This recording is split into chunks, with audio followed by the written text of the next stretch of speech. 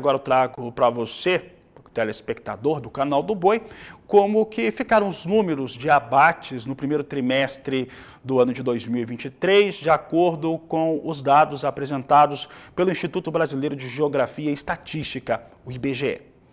Primeiro, já trago que num número geral, o abate de bovinos teve uma alta de 4,8% comparado ao mesmo período do ano passado.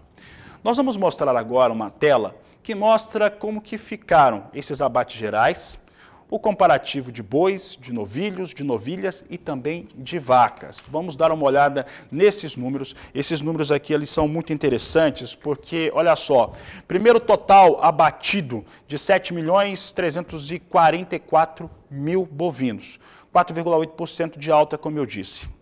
O abate de bois ficou em 3.670.000 animais, cabeças, uma queda de 6,7%. Esse número aqui chama bastante atenção, nós vimos e revimos a planilha algumas vezes, de novilhos, né, animais mais jovens, machos, 406.000 animais, é o que nós temos, uma alta de 33,7%.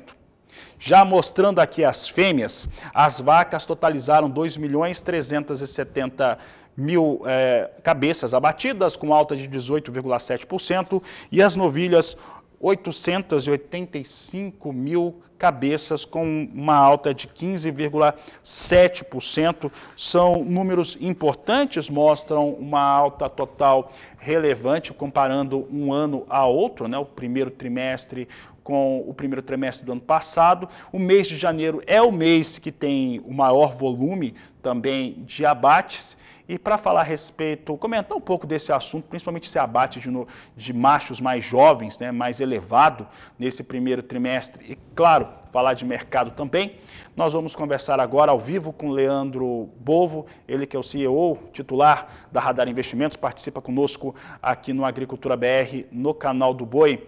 Bovo, antes de falarmos propriamente das questões de mercado, qual que é o reflexo que esses números de abates apresentados pelo IBGE, o que eles representam para o mercado e o que essa elevação, ainda que não tenha um impacto tão grande assim sobre o abate de machos no geral, mas o abate de bovinos, de machos mais jovens, com uma elevação no primeiro trimestre, o que isso significa para o mercado, qual que é a interpretação? Boa tarde, seja bem-vindo. Boa tarde, é um prazer estar aqui com vocês. Basicamente isso evidencia a evolução da nossa pecuária, né, uma melhora de desfrute e também a fase que a gente está do ciclo pecuário, né, ciclo pecuário de baixa, aumentando o abate de fêmea.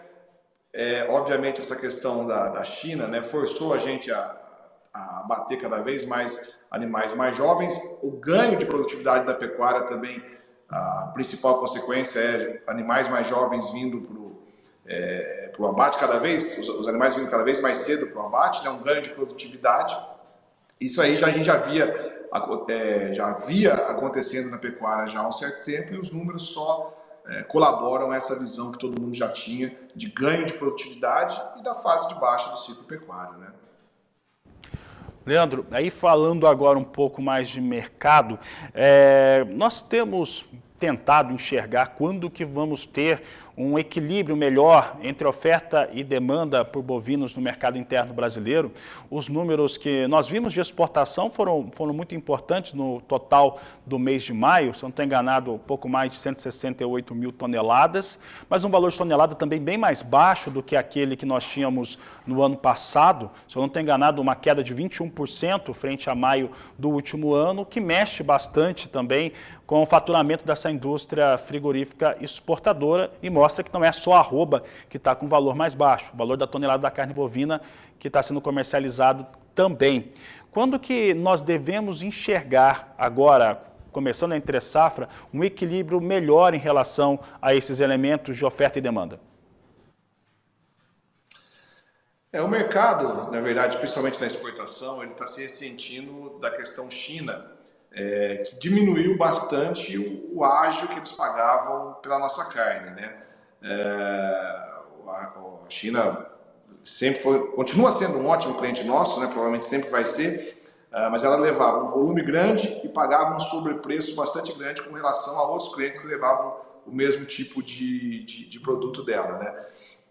E esse ágio está diminuindo. Então, obviamente, isso reflete em preços menores por tonelada, que vai, por sua vez, refletir no menor apetite da indústria frigorífica pagar mais preço no mercado físico, né? Isso, somado ao aumento da oferta, como os próprios dados do IBGE mostraram, né? E a fase do ciclo pecuário de baixa evidencia isso. Então, maior oferta de bezerro, maior oferta de fêmea, maior oferta de boi, acabam gerando uma pressão adicional no mercado. E hoje o que a gente está vivendo é justamente o pior momento disso, porque a gente está no final da safra, né? Então, daqui para frente, ou talvez agora, nós já estejamos caminhando para o fim desse movimento, né? A desova de fim de safra, que todo ano acontece, esse ano não vai ser diferente, acaba pressionando ainda mais o mercado. A parte boa disso é que a gente já está em junho, né? Então, por mais que as chuvas tenham se estendido até um pouco mais tarde do que o normal nesse ano, a gente está caminhando para esse excesso de oferta, ou essa concentração de oferta, principalmente de fêmea, né? Que é o que tem feito a diferença no mercado, tem sido justamente a maior oferta de fêmea. Essa oferta de fêmea ela não vai durar para sempre. A gente já deve estar no terço final dessa concentração de oferta, e isso passando, eu acho que a gente vai ter um equilíbrio um pouco melhor de oferta e demanda. Com uma oferta um pouco menor, o mercado tende a sustentar num preço, se equilibrar num preço um pouco acima do que a gente tem hoje, né?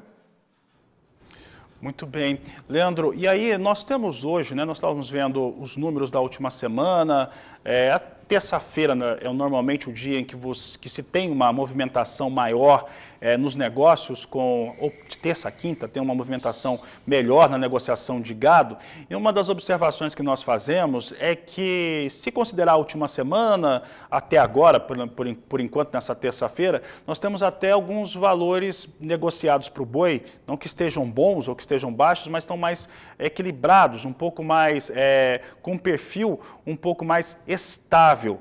Só que com o volume de negócios, pelo menos as informações que a gente vai checando aqui diariamente no canal do Boi, no Agricultura BR, um volume de negócios mais baixo. Essa estabilidade, ela é uma estabilidade real? O que nós temos neste mercado no momento para falar se é estável ou não é estável de fato? Leandro?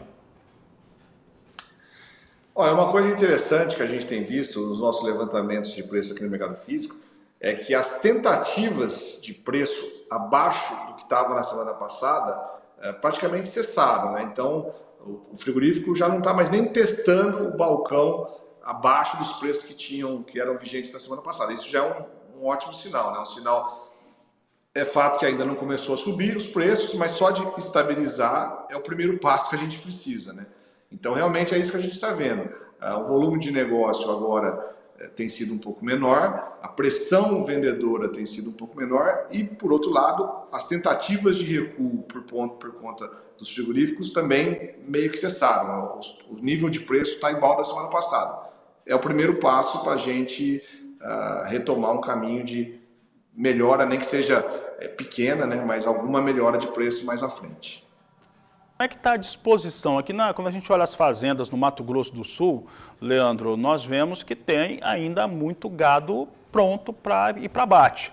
Enquanto que até tem chovido esporadicamente aqui no estado, tem até uma previsão melhor de chuva para os próximos 15 dias, mas a capacidade de manutenção desses animais a pasto vai ficando cada vez mais escassa. Como é que está essa oferta de animais prontos, de gado pronto ainda no país? Porque ela está muito ligada ao começo da entre-safra. Dá para dizer que enquanto tiver oferta de gado pronto, a entre-safra não começou? Com certeza. A gente teve essa chuva se estendendo. Na maior parte das regiões produtoras, a chuva se estendeu além do que era normalmente normal de se esperar, né? Inclusive no Mato Grosso do Sul, acho que isso foi mais verdade ainda, né? O Mato Grosso do Sul foi um estado que tem chovido mais do que era o esperado, o que é muito bom, né? O estado estava precisando bastante de chuva. E isso aí justamente posterga ou cadencia o final da oferta de gado de fim de safra, né? Gado de pasto.